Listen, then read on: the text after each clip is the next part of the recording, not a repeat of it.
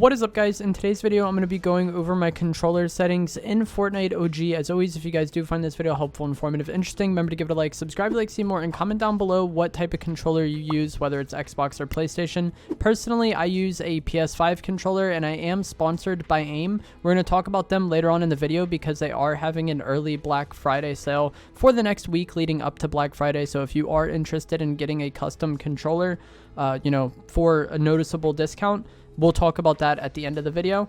Starting off with the basic PC settings, because I do play controller on PC, 240 FPS. I use DX12 instead of performance mode. I used to use performance mode and then I switched to DX12. I think chapter 4, season 2 or 3, I was having problems with my game just kind of running inconsistently. And I was told that since I have better, newer PC parts, I have a really good PC, that DX12 is better able to kind of take advantage of that stuff. So I tried that and, it's worked fine since. I've been happy with the performance of my game. But I played DX12, everything on low or off pretty much. I don't really, know much about PCs. I just play the game. For toggle sprint, I have that on off. That is a setting where, if you hit your sprint button, you'll be sprinting until you hit it again. Auto open doors I have on. Mantle activation I have on hold jump, but this doesn't really matter this season because even if you have it on hold jump, it's like everybody has move forward on automatically anyways. When you try to walk off a ledge, it's really annoying. Hold to swap pickup I have on off. Toggle targeting I have off. Mark danger when targeting I have off. Auto pickup weapons I have off. Preferred weapon slots, I just have shotgun in slot 1 and SMG in slot 2. You could fill this whole thing out, but I don't really like doing that because the loadout I use kind of changes depending on what I have. So if I'm playing builds, I might use something like shotgun, SMG, and then AR in slot 5. But a lot of this season, I've just been using 2 guns, and I've been putting the AR in slot 2, and that's why I don't really distribute this that much. I just care about my shotgun being in slot 1 and my SMG going to slot 2. If I am early enough in the game where I just get shotgun SMG off the rip, I just want them in those 2 settings without having to really think about it. Auto sort consumables to the right I have off because, again, I like having other things in those final slots. I usually have heals in the middle. Reset building choice I have on. Disable pre-edit I have on. Turbo building I have on. Auto confirm edits I have on reset. And then I don't know if any of this other stuff matters. Tap to search interact, you want this on. That's huge. It's just very helpful when you're opening chests and stuff. And then none of that other stuff matters. Reticle and damage feedback. I have reticle on, reticle ammo indicator on. I have damage numbers on list. Some people like cumulative, but I've also been asked recently, why are his damage numbers adding up? Each shot showing its actual value rather than just being a combined total. That's the list setting. That's just what I like having it on. And then reticle damage feedback I have off, and then the HUD scale I have on, or the damage numbers on 90 or 100, and the HUD scale on 90. I don't know if I have anything that really matters here, but that's what it is. I do not use gyro settings. I don't really use mouse and keyboard. I don't know if there's anything here that matters in the keyboard settings. And then for the controller settings, this is probably what you came here for. Controller auto run I have off. Build immediately, builder pro on. If you play builds, you definitely want this on. Edit hold time I have on the lowest. Slide hold time I have kind of low, but not incredibly low. This is just kind of preference. Some people like it super low, but I like having it low, but not incredibly low. That way I can still kind of crouch in a fight where instead of accidentally sliding. I don't think these 2 things matter. Vibration I have off. And then quick weapon beta I have custom only. This basically just disables the setting. I have an entire video about this setting that I'll have linked in the description down below if you're interested. Personally, I didn't like it. I prefer to swap weapons the other way. For my build sense, I have 1.9, edit sense 1.3. That is kind of low. A lot of people like to have these match, but I just like having a somewhat lower edit sense. That way, when you go from editing to aiming at somebody or fighting, it's not a drastic change in sensitivity, Look horizontal and vertical I have at both 40, no boosts. And then my ADS look and horizontal and vertical is at 10% now. I used to have this on 12 or 13, I think. I've always kind of preferred a higher ADS setting. But with this season being mostly bloom-based ARs, we don't really have a first-person weapon. We have the scoped AR. I don't really, but that, that's a different gun. We don't have something like the Twin Mag, the Red Eye, or the MK. We have third-person ARs, and for that, I've found that, just turning my ADS sense down a little bit helped me manage those weapons a bit more at range, and I'll probably end up going back to 12 if Chapter 5 has, a good first-person AR. So if you are someone who's been struggling with these third-person weapons at any decent range, consider maybe turning your ADS sense down a little bit. It helped me a lot. Look dampening time I have on 0, and then I play on linear look input curve. This is another thing that's not really ideal for this season, I think. if I only played zero builds and I cared about doing as good as I could do this season, I would probably play Expo. One of the main kind of disadvantages or like difference between these is that Expo is usually seen to be better at like long range fights, and Linear is more for like building, editing, and like shotgun flicks. Those are like the main strengths of the settings.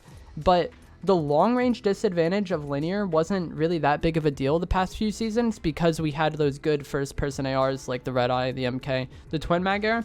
But going back to the third person ARs, it definitely is harder to use Linear at range. But I just don't feel like changing to Expo and getting used to that. Just for a few weeks, you know. I think there's like 14 or 15 days left in the season at this point, so I'm just gonna stick with Linear. It's what I enjoy. Expo can be fine too. It's just preference and kind of what you value as a player. But I play both builds and zero builds, so I really like Linear for like building and editing. Dead zones, I have left stick 13, right stick 10. I don't know why I have the left stick on 13. I just have like having a slightly higher left stick dead zone. That's just kind of the way I am. Foot controller off, accelerate with thumbstick on. I don't even know what those do. I don't use that stuff. These are my audio settings. I'm not sure any of this matters. I have sound quality high, 3D headphones on, and then visualize sound effect is a pretty helpful setting if you guys ever watch any videos of someone and they have like those footsteps indicators on screen, or like when someone's shooting there's like the yellow indicator on screen. That's the visualize sound effects option. And I don't think any of that other stuff matters.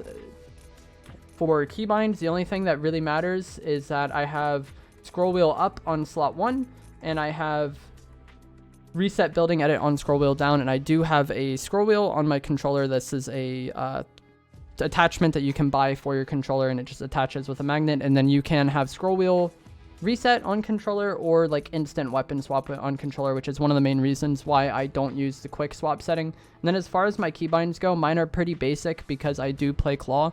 Claw is where your index finger is, it's kind of hard to show, but your index finger is on the triangle, circle, X, square buttons at all time, so I don't really need to get too fancy with my keybinds to make things optimal. One of the main things you want is like edit on its own bind, switch mode on its own bind. That way the game doesn't have to think about whether or not what you're doing, because switch mode edit can be a shared bind, and then in those situations the game will have to think about like whether or not you're trying to edit or switch mode, or you'll have to hold it, and that like adds some amount of delay. And then I have right stick crouch. People ask how I crouch spam when shooting. It's just I click the stick in while shooting. No, I don't think it really throws off my aim. I don't find it to be that difficult. I have sprint on left on the D-pad, but that is what I use a paddle for. I'm not actually hitting left on the D-pad. Build controls, I don't think I have anything too fancy here. And then edit controls, same thing. I have right stick reset, left trigger confirm. That's just what I've used for years. And then ability controls, I'm not really sure that's a thing that you use for anything. But those are my settings. And now we're going to talk about AIM's early Black Friday discount. So let me pull that up real quick. So for the next week, my sponsor, AIM Controllers, is going to be offering $75 off on orders, $260 or above if you use code EvolveJake. This is for Black Friday. So up until Black Friday, you can save $75 on your controller, which these controllers are expensive, but you know, if you are interested in getting a custom controller, this is probably the time to do it. Their Black Friday sales are usually the biggest. I also do have my own custom design for their controllers, the EvolveJake design, if that is something you're interested in getting. If you are looking at a PS5 controller, which they do have PS4 and Xbox controllers as well, but if you're looking at a PS5 controller, these come with the paddles and the adaptive triggers by default. This basically allows you to have mouse click triggers or turn it off and go back to like the default trigger design. Some other options that you might want to be aware of is going to be digital buttons. These are going to make your buttons mouse click. When some of these mouse click, it just is as sensitive and clicky as possible. It's going to reduce the time it takes for you to press the buttons. I like the digital buttons, but it's definitely not as big of a deal as the digital triggers. Those are really nice for, you know, getting shotgun shots out or tap firing as fast as possible in shooters. The grip is something you might also want to be aware of. I personally really enjoy this.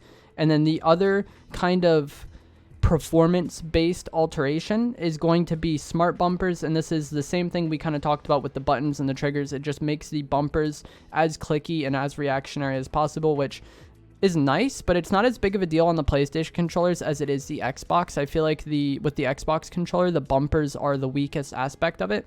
So with this order, you could get this controller for $205, and that is with all the performance-based upgrades. So obviously it's still expensive, but if you do, you know, if you're in the market for these custom controllers, you know that's kind of par for the course. And one of the really nice things about AIM is that all their controllers have lifetime warranty on the parts that they modify on the controller. So if the paddles, the triggers, the bumpers, anything you have changed in this builder goes wrong, they will replace it for you.